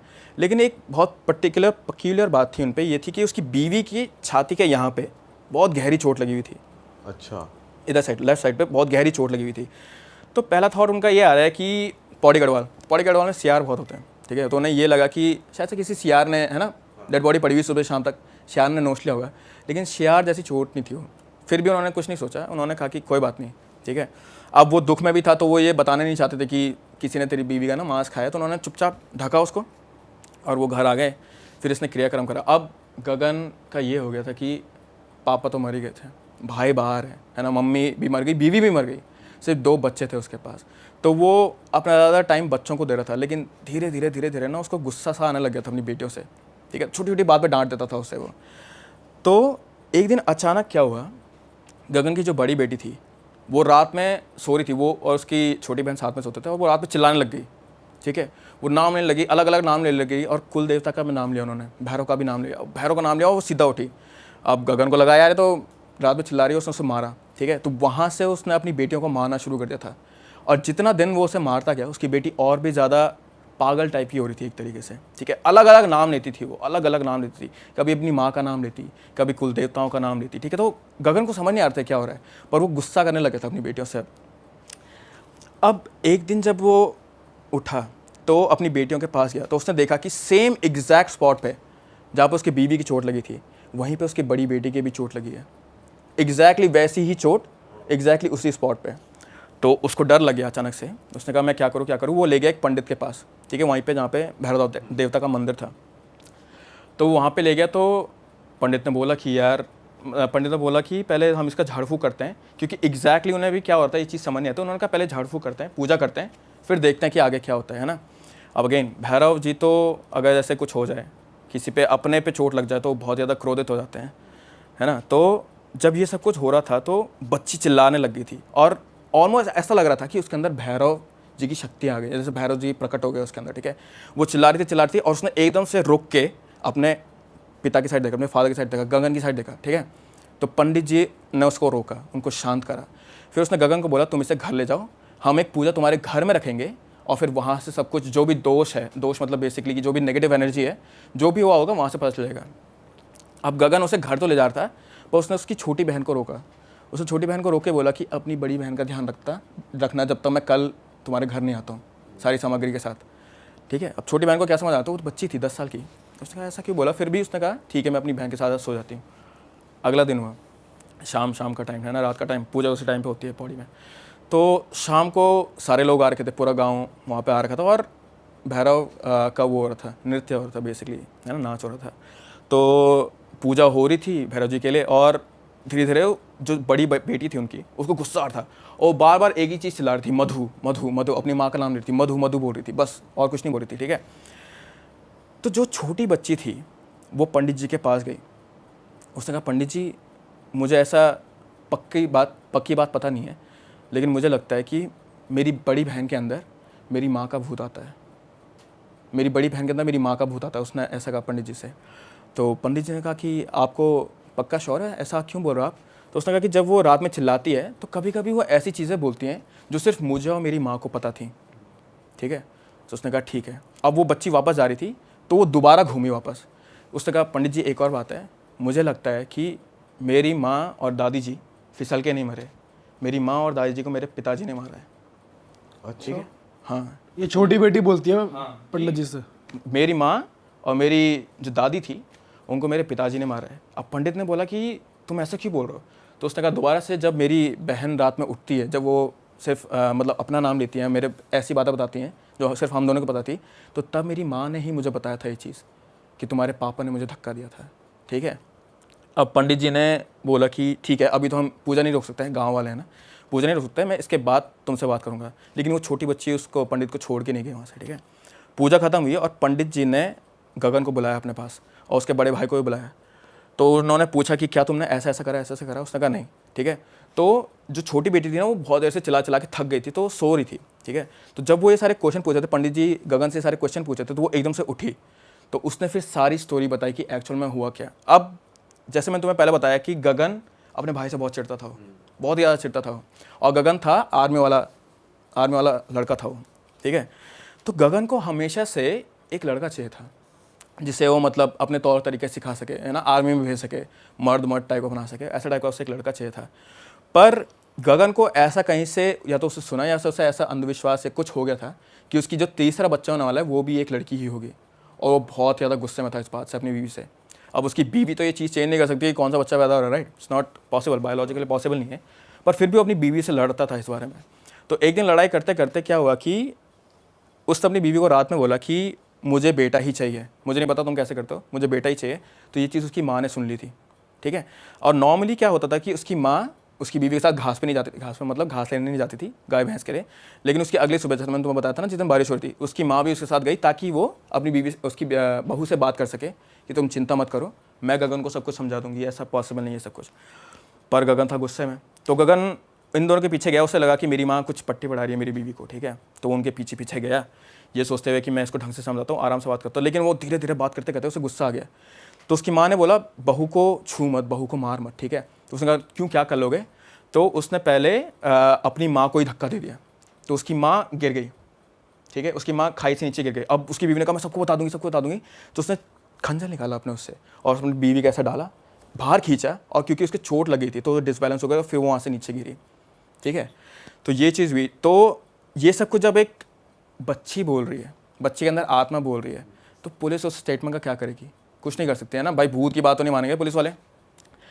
तो बच्ची ने बोला नहीं, भैरव की कसम, मैं भैरव की कसम खा रही हूँ, मैं झूठ नहीं बोलूँगी, सच में यही हुआ था और मैं तुम्हारी बीवी ही बोल रही हूँ, ठीक है। उसकी आवाज़ भी चेंज हो गई थी, पर फिर भी पुलिस वालों को बुलाया गया था यहाँ पे। अब इसके बाद अब पुलिस वाले दोबारा वही चीज़, हम भूत की बात पर मान नहीं सकते, लेकिन फिर उन्होंने कहा कि हाँ वो जो चोट थी वो सच में किसी सियार या फिर किसी कुत्ते के काटने की नहीं लग रही थी मुझे, वो किसी चाकू की लग रही थी। तो इस बेसिस पे उन्होंने गगन को अरेस्ट तो नहीं कर सकते थे वो लोग, पर उन्होंने उसे पकड़ के रखा वहाँ, कस्टडी में ले लिया, कस्टडी में रखा।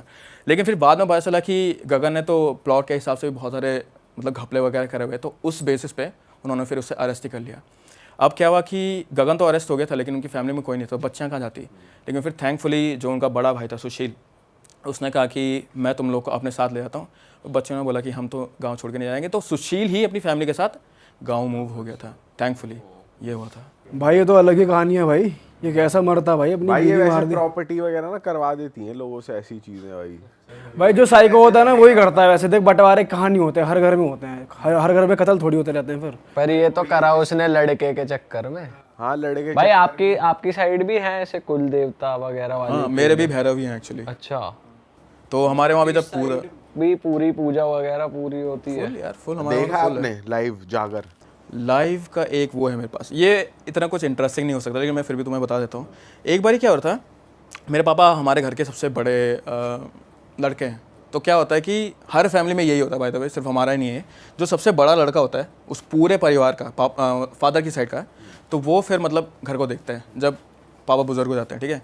तो मेरे पापा ने एक बारी कराई हमारी पूजा, तो ना हमारे फैमिली में क्या चल रहा था कि जो एडजेसेंट फैमिली थी उन पे बहुत प्रॉब्लम आती थी, बहुत ही ज़्यादा प्रॉब्लम आती थी, ठीक है। अब जो ये घर बने हुए हैं हमारे मतलब कि पापा वाली साइड से गाँव में, तो कुछ घर ऐसे भी है ना जो दाल से बने हुए, इतने पुराने पुराने घर हैं। दाल पहले क्या होता था, दाल और मिट्टी को पैंच के ना पत्थर के बीच में डालते थे, तो वो वाले घर भी पड़े हुए हैं अभी तक। तो उन्हीं की में से एक हमारी जो एडजेसेंट फैमिली थी, उनकी फैमिली बहुत प्रॉब्लम चल रही थी। मेरे पापा ने पूजा कराई, कुल देवता की पूजा कराई, और भैरव को तो हम तो रम भी चढ़ाते हैं, ठीक है, बहुत सारी चीज़ें चढ़ाते हैं, तो सब कुछ चढ़ाया, बकरी दी, सब कुछ हुआ, फिर भी वो ठीक नहीं हो रहा था।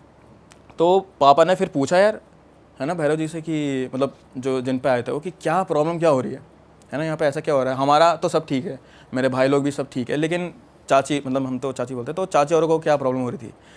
तो उन्होंने कहा कि मुझे कुछ सेंस हो रहा है।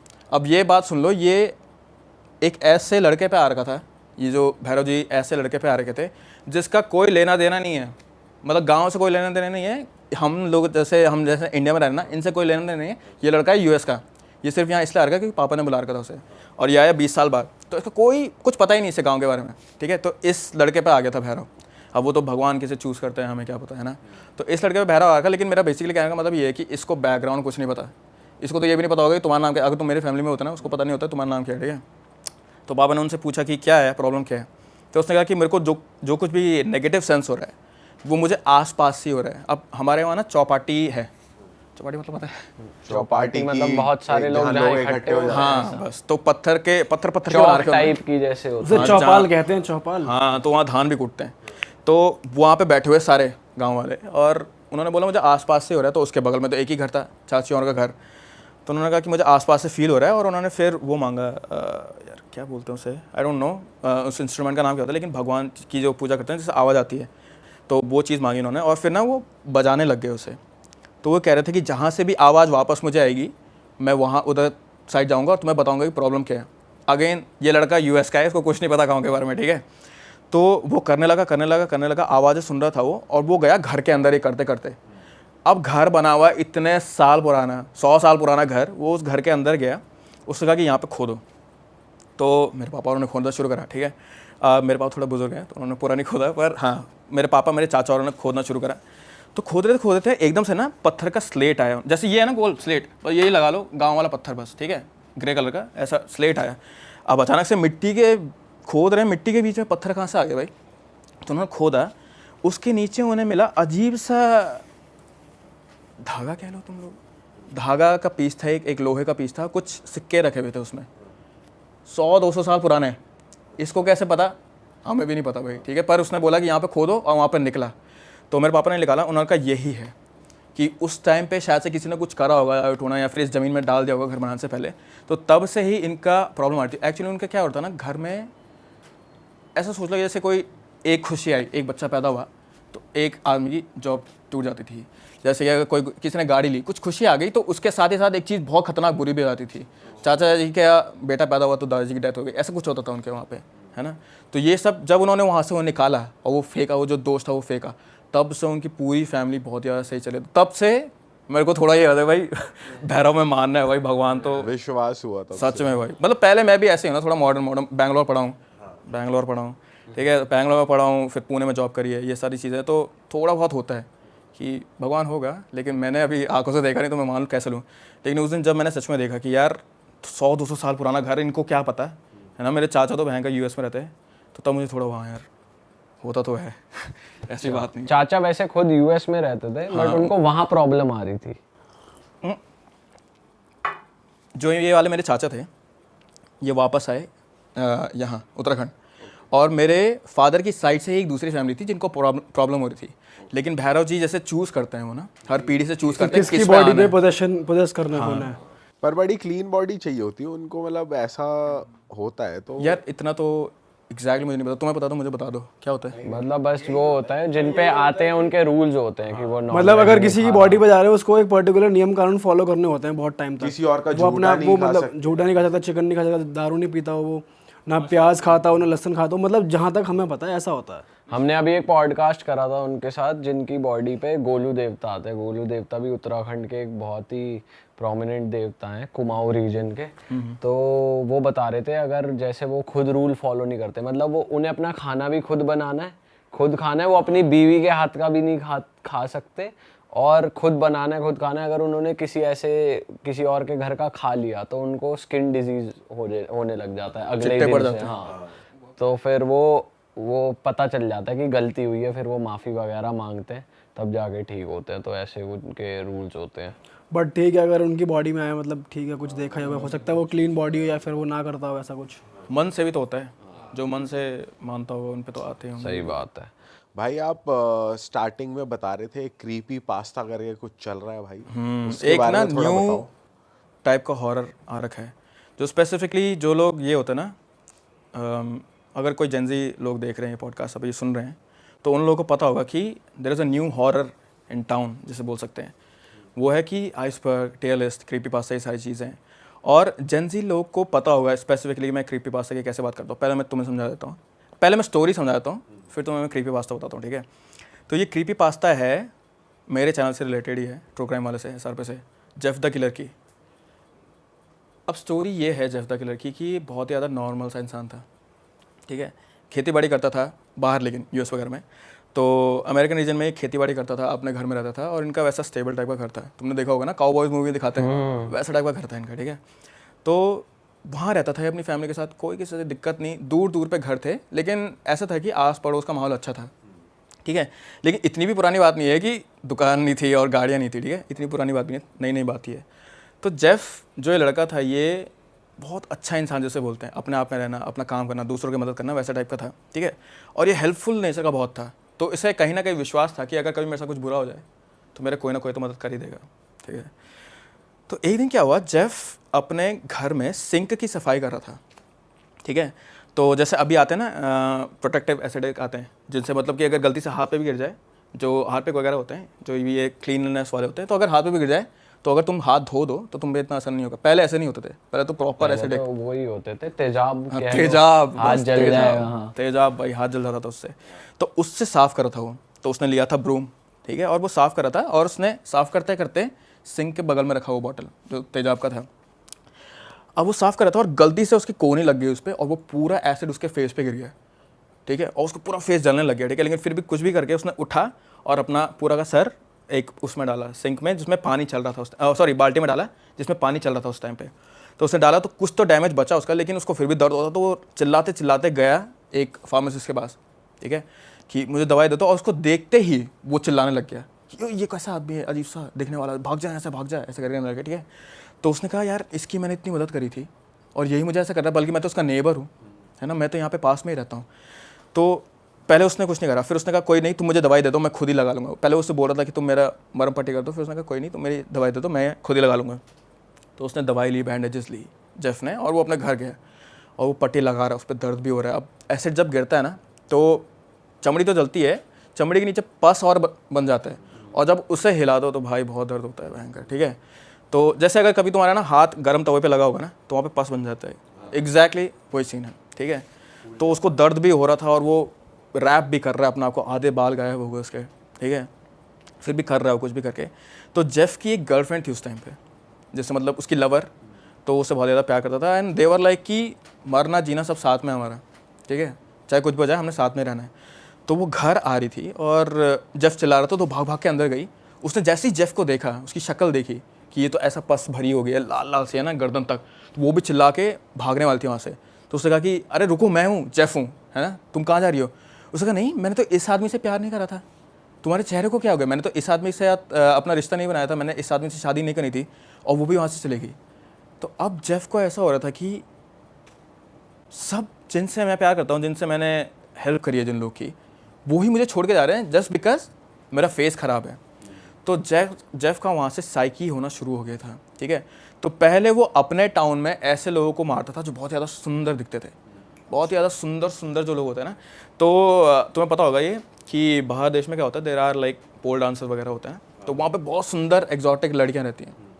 तो वो जाता वहाँ पे बाहर पर रुकता, ठीक है, और देखता कि कब कौन शिफ्ट से बाहर आ रहा है, उस लड़की को पकड़ के अपने साथ ले जाता और उसको पूरा का पूरा पहले चेहरा काटता था वो, और फिर उसे मार देता था, ऐसा करता था जेफ, ठीक है। पहले उसने शुरुआत करी लड़कियों से कि जो सुंदर लड़कियाँ थी, फिर उसने देखा कि यार लड़कियों को भी वही लड़के पसंद आते हैं जो दिखने में अच्छे होते हैं, जो दिखने में सुंदर होते हैं। तो फिर वो उन लड़कों को मारने लगा। लेकिन फिर एक पॉइंट ऐसा आया जेफ की लाइफ में जब वो लिटरली जोकर बन गया था। जोकर की कहानी पता है ना तुम्हें, he is like rebelled against the society से खुंदा गया उसे। तो जेफ भी लोगों को मारते मारते ऐसा बनता जा रहा था जैसे कि वो रेबेल कर रहा है सोसाइटी के अगेंस्ट।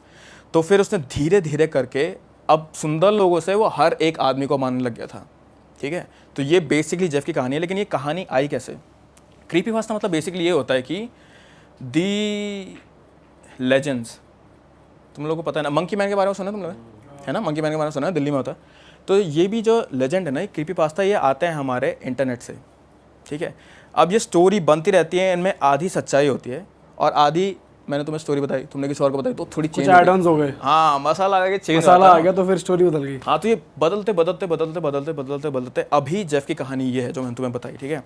लेकिन जेफ की कहानी की शुरुआत कैसे हुई थी कि पहले 4chan एक वो है, वेबसाइट है, ठीक है, बहुत ज़्यादा क्रीपी है। अगर तुम्हें कभी मिले मौका तो 4chan पे जाना तो मैं रिकमेंड करूँगा मत जाना, पर फिर भी। तो वो डार्क वेब से एक्सेस होती है नॉर्मली भी? नहीं, 4chan तो कोई भी कर सकता है। It's basically like cleaner version नहीं, but more accessible version of dark web, ऐसा टाइप का। जैसे रेडिट टाइप का हो गया, रेडिट पे स्टोरीज होती हैं। मतलब उसको नॉर्मल ब्राउजर से एक्सेस कर सकते हैं उसको, मतलब करना मत, पर कर सकते हैं बेसिकली है, क्योंकि 4chan में फिर ना बहुत सारी प्रॉब्लम्स भी हैं, डेटा ब्रीच का भी प्रॉब्लम है, तो करना मत, लेकिन कर सकते हैं।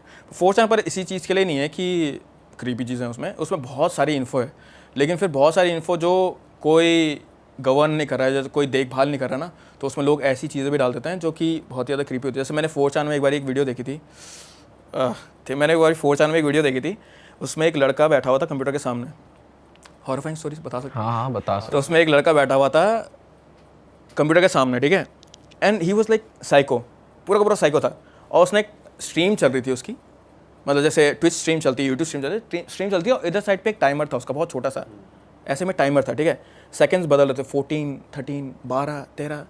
तो जैसे जैसे पहले तो जब वो 20 मिनट से स्ट्रीम कर रहा था तो उसने कहा कुछ नहीं यार, क्या है, लोग देख रहे थे, कुछ नहीं होता है। तो जैसे जैसे टाइम 15 सेकंड पे आया, उसने एक शॉट गन ली, लिटरली भी मुंह के अंदर रखी और गोली मार दी स्ट्रीम पे अपने आप को, जैसे टाइम जीरो हुआ। तो ऐसी चीज़ें डालते हैं लोग 4chan पे, बहुत ही ज़्यादा क्रीपी, पर वो ये गवर्न नहीं कर रहा, कोई देखभाल नहीं कर रहा, तो उसी में। तो 4chan में सबसे पहले आया था ये जेफ द किलर की फ़ोटो, एक ये रही फ़ोटो, ठीक है, तुम्हें दिख रहा होगा कि स्माइल कैसी है उसकी, अजीब सी है, पूरे होठ लाल है, शक्ल पूरी सफ़ेद है, और आँखों के नाम पे सिर्फ बटन है 2, देख रहे हैं ना। तो अगर ऐसे इंसान को, भाई मैं भी देखता है रियल लाइफ में, तो मेरे को भी डर लगता ही है, लेकिन फिर यहाँ से लेजेंड बनना शुरू हुआ। और जेफ द किलर की आधी कहानी ये थी कि उसके मुंह पे तेज़ाब गिरा था, और मुझे लगता है जो आधी कहानी है ना कि उसकी गर्लफ्रेंड से छोड़ के चले गई, उसके बाद जो डॉक्टर के साथ हुआ, ये सारी जोड़ के बनती रहती हैं। लेकिन क्रीपी पास्ताज आर दोज कि इंटरनेट लेजेंड बोल दो तुम लोग इसे, ठीक है, किस पे तुम्हें विश्वास करना है वो तुम्हारे ऊपर है, ठीक है ना, ये होता है क्रीपी पास्ता। ऐसे एक सिमिलर क्रीपी पास्ता है, मतलब जेफ द किलर वाला तो नहीं है, लेकिन एक क्रीपी पास्ता है जो कि अगेन जेनजी लोगों को बहुत पसंद हो गई है, उसका नाम है smile.jpg, ठीक है।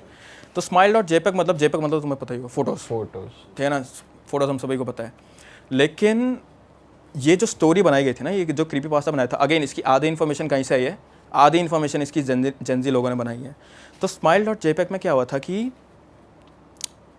एक टाइम था, ठीक है, यूके की बात है, तो एक टाइम था कि जब नया नया ईमेल आना शुरू हुआ था, ठीक है, नया उस समय ये MS ब्राउज़र वगैरह, ये सारे जो MS मैसेज होते हैं ना, ये सारे आने शुरू हुए थे। तो उस टाइम पे ईमेल का भी नया क्रेज़ था, और ईमेल में अटैचमेंट का भी एक नया केस था, अटैचमेंट के साथ फ़ोटोज़ भेजते लोग, ठीक है, तो फ़ोटोज़ का नया क्रेज़ था।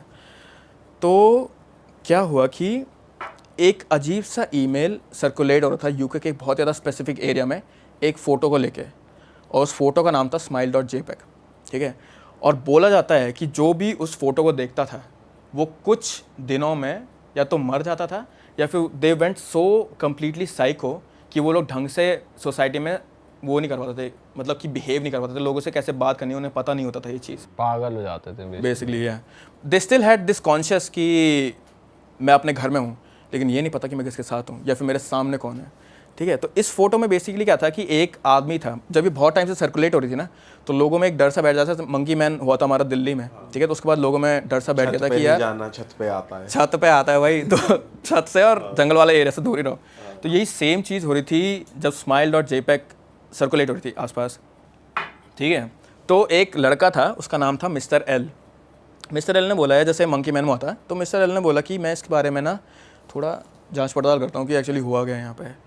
तो मिस्टर एल गया, उससे सारे जिन पे ये मेल गए थे उन सबको पहले पूछना शुरू करा कि कोई मुझे बता सकता है, तो सब ने मना कर दिया, हमें इसके बारे में, फोटो के बारे में बात नहीं करनी, या फिर उन्होंने ये बोला कि जो भी हमारी फैमिली मेम्बर ने जिन्होंने देखा था वो मर गए हैं, दोनों में से एक चीज़ हो रही थी। तो मिस्टर एल ढूंढे जा रहा, उसे लास्ट में एक लड़की मिली जो जिंदा भी थी और जिसका पति इस बारे में बात भी करना चाहता था, तो वो उसके घर गया, ठीक है। तो वो घर गया, उसने लड़की से बात करना शुरू करा और वो पूछ रहा था उससे कि इस फोटो के बारे में क्या है। तो जैसे ही उसने नाम लिया smile.jpg, ठीक है, वो लड़की पागल सी होने लगी, सनकी सी होने लगी, वो उसे बोला कि मेरे को यहाँ बात नहीं करनी, वो बेड पे कूदने लगे, वो अपने कमरे में जाके बंद हो गई, ठीक है। तो मिस्टर एल के दिमाग में फिर ये हुआ, क्यूरियस बात है कि इसमें ऐसा भी क्या था, ये फ़ोटो ऐसी भी क्या थी, है ना, क्यूरियसिटी जागती है ना इंसान की। उसने बोला ऐसा भी क्या था उसमें, तो उसने बोला कि सॉरी मेरी बीवी बात नहीं कर सकती, आप प्लीज़ चले जाओ।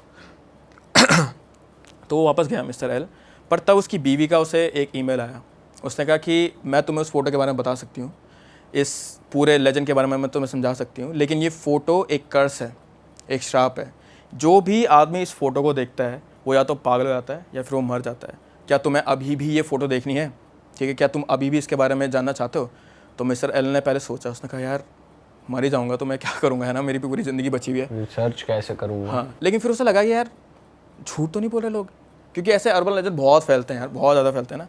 तो कहा झूठ तो नहीं बोल रही है। उसने कहा मैं सोचता हूँ इस बारे में, फिर मैं तुम्हें बताता हूँ। लेकिन लास्ट में वो इस डिसीजन पे आया कि मुझे नहीं लेनी चाहिए फ़ोटो। अब मुझे नहीं लेनी चाहिए फ़ोटो, इस बारे में वो ईमेल लिखने वाला था उस लड़की को, मैरी को, तभी वहाँ से उसके हस्बैंड का मेल आ गया।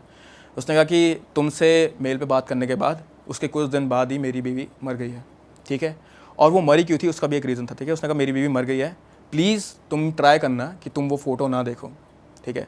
अब मिस्टर एल को थोड़ा डर लगने लगा, तो उसने कहा यार सच में हो सकता है, मुझे फ़ोटो नहीं देखनी चाहिए।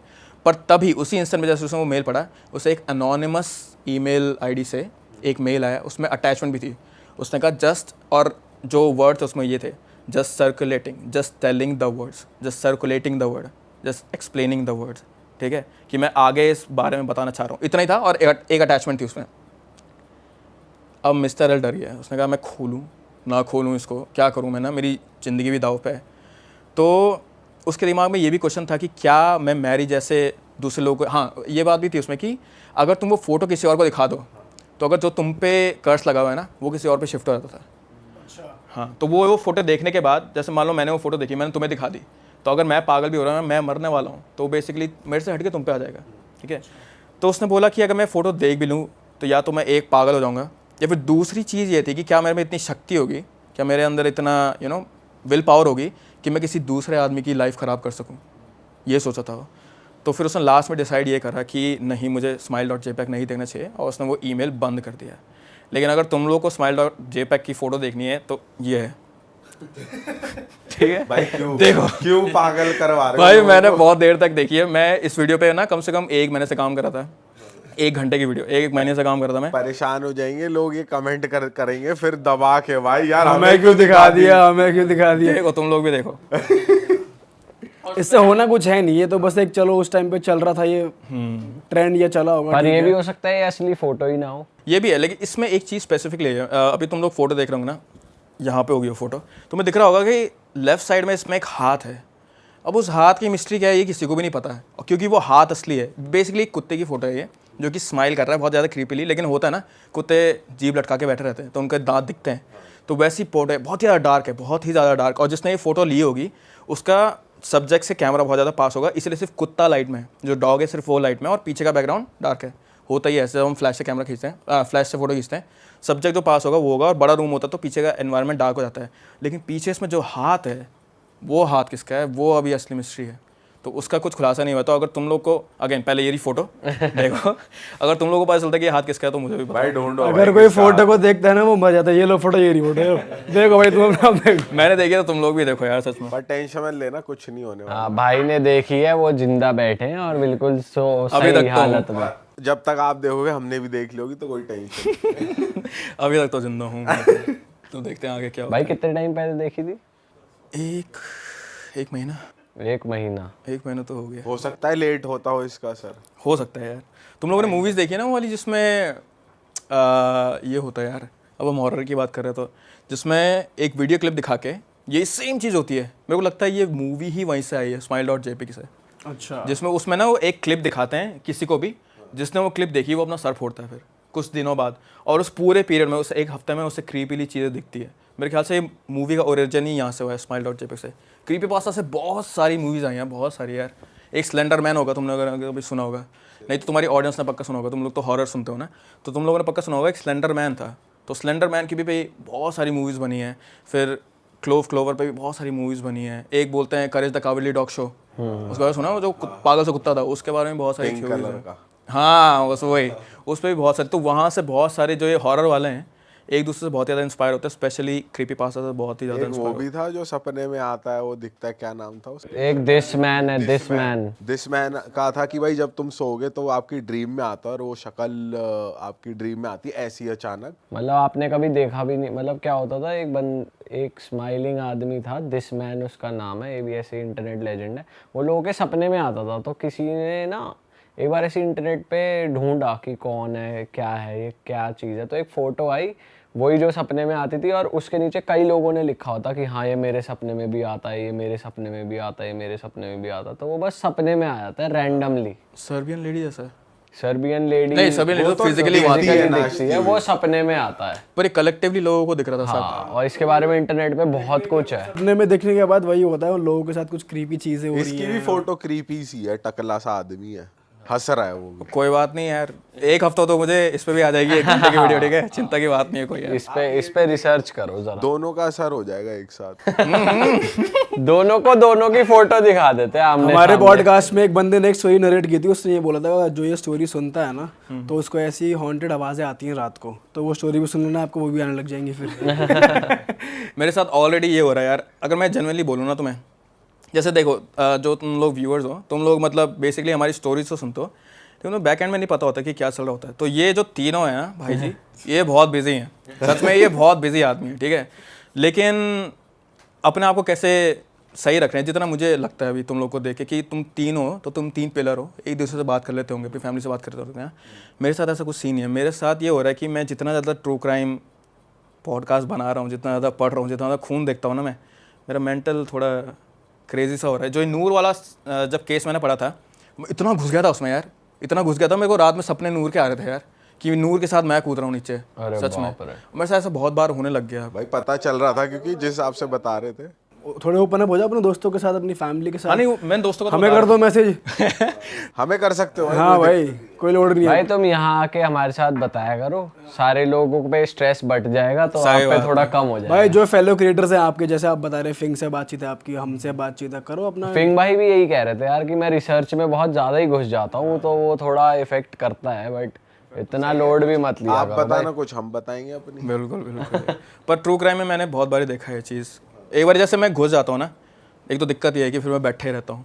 जब अगर मैं सुबह से बैठा किसी केस के बारे में पढ़ने के लिए, तो फिर होता है ना कि आदमी जिटर करता है, मैं जिटर भी नहीं करता, मैं बैठ गया तो बैठ गया, और फिर वो इतना सर में हावी हो जाता है वो केस, कि जब तक वीडियो रिलीज़ नहीं हुई, जब तक फोल्डर डिलीट नहीं करा, तब तक वो दिमाग में घूमता ही रहता है। भाई ऐसा मेरे साथ हुआ था, वो एक जो नेटफ्लिक्स वेब सीरीज आई थी बुरारी केस, भाई हफ्ते तक दिमाग में रहा था वो, खतरनाक भाई थी ना वो कि यार यार। वो क्या सीन हुआ है भाई। और विजुअल्स आते थे कि भाई क्यों देख ली वेब सीरीज, फिर मैं सोचता था, फिर मैं वैसी वेब सीरीज देखनी छोड़ दी भाई। अरे देखो क्यों अपने आप को भाई टॉर्चर करना है। नहीं भाई, मेरा काम क्यों बंद कर रहा है यार, मेरी वीडियो से देख लो, ठीक है। लेकिन बुरारी बहुत खतरनाक था, सच में बहुत खतरनाक था वो। उसमें वो जो एक अलग लेवल केस है भाई, मतलब उस बारे में अगर बंदा सोचे ना, अगर ये मान के चले कि 99% वो बंदा साइको हो गया था, तो चलो ठीक है। अगर 1% ये माने जो वो कर रहा था, कि सत्य क्या वो एक्चुअली में अपने फादर से बात कर पा रहा था और जो उसने बोला वो सच है, तो ये कितना सही क्रेजी है यार।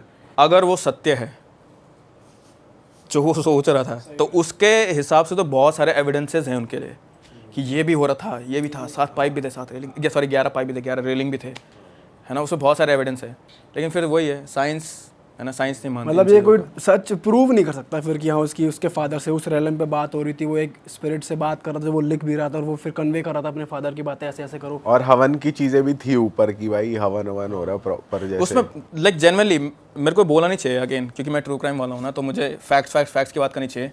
लेकिन अगर कोई केस हैं जिनमें मैं सोचता हूँ कि यार शायद जो आदमी था वो हो सकता है कि उसका कुछ कनेक्शन होगा ईवल स्पिरिट से, तो एक वो यही केस है वो बुराड़ी का, जिसमें मेरे को लगता है कि हो सकता है कि उसका ईवल स्पिरिट से क्योंकि कनेक्शन ही इतने सारे हैं ना भाई, उसकी नोटबुक से लेके, उनकी बेटियों की डेट ऑफ बर्थ से लेके, शादी के उससे लेके, उनकी रेलिंग से लेके, उनके घर से लेके, हर एक चीज़ में इतने सारे कनेक्शन हैं कि सोचने वाली बात है कि इतने सारे कनेक्शन भी कहाँ से आए भाई। सोचता ही रह जाए बंदा सच में भाई, बहुत ही ज़्यादा इसीलिए। चलो कोई नहीं भाई, आप ज़्यादा टेंशन मत लिया करो यार, थोड़ा चिलविल का। आप हमारे पुराने कॉमेडी स्केचेस देख लिया करो, बीच में आपको अच्छा ब्रेक मिल जाएगा। इंस्टा पे भी डालते हैं हम भाई, अभी भी थोड़ी कॉमेडी करते हैं हल्की फुल्की, वो भी देख सकते हो, लाइट हो जाएगा मूड। रियल में हाँ, रियलिट इंस्टा पे, तो आप देख सकते हो कुछ। उसके अलावा आप कुछ कंटेंट आप क्या देखते हो पर्सनली?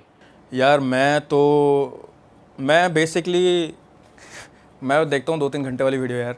जैसे अगर मैं तुम्हें अभी अपना यूट्यूब दिखाऊँ, देखो हाँ, जो मैं रीसेंट वीडियो देख रहा हूँ वो भी ऐसी होगी कि किसी बारे में एनालाइज, ये देखो एक तो तुम्हारी वीडियो है, ठीक है, real hit promotion by the way, guys subscribe.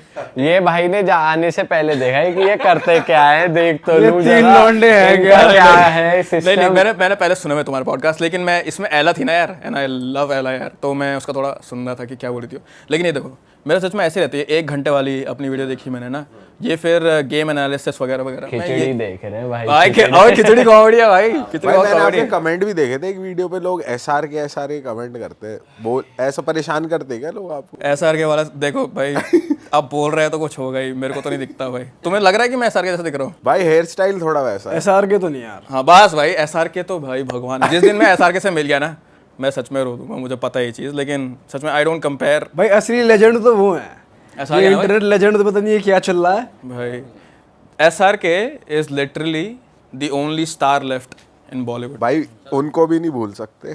किनको? अरे वाह, आपने ये वीडियो यहाँ तक देख ली भाई, तुमने हमारी मेहनत सफल कर दिया, तुम ही लोग हो असली रियल हिट। और अगर आपको बहुत मज़ा आ रहा है ऐसी क्लिप्स में, ऐसी वीडियोस में, तो फटाफट जाइए प्लेलिस्ट पे बिंज वॉच कीजिए और सारी वीडियोस देख डालो और मौज काटो। दैट इज इट, हम मिलेंगे नए पॉडकास्ट में, नए क्लिप में। Till then bye bye, see you, take care, do subscribe, best of real talk online. Okay bye bye.